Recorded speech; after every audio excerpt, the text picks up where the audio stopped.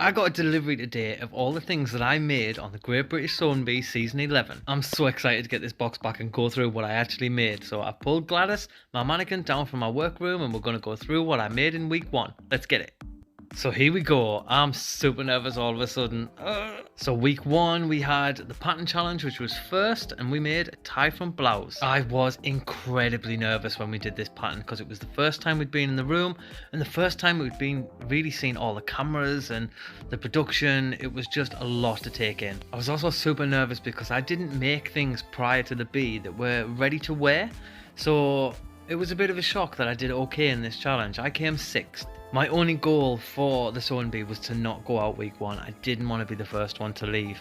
And luckily, exactly where I wanted to be, middle of the pack, 6 out of 12. Happy days. I'd never done gathering stitches before, so it was a whole new world to me. One of the other bees, I believe it was Yasmin, really helped me out. In the judging, Esme said that it was pretty perfect. It was just, you could see my gathering stitches just there. I'd love to say that I was calm at this point, but I absolutely wasn't. The whole of the first week was just an absolute blur.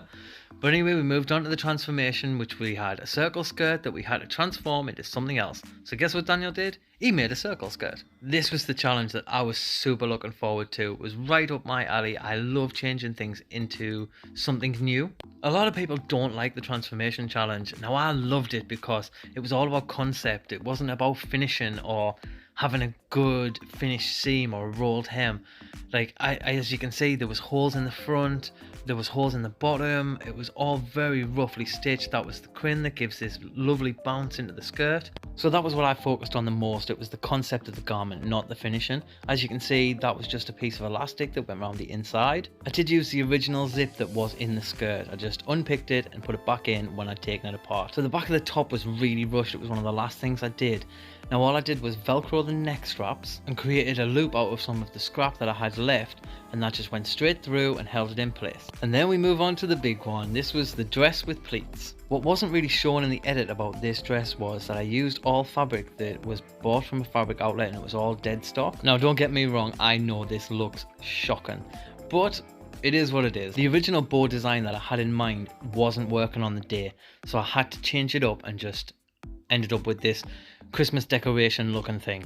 However, my waistband with pleats was actually really good.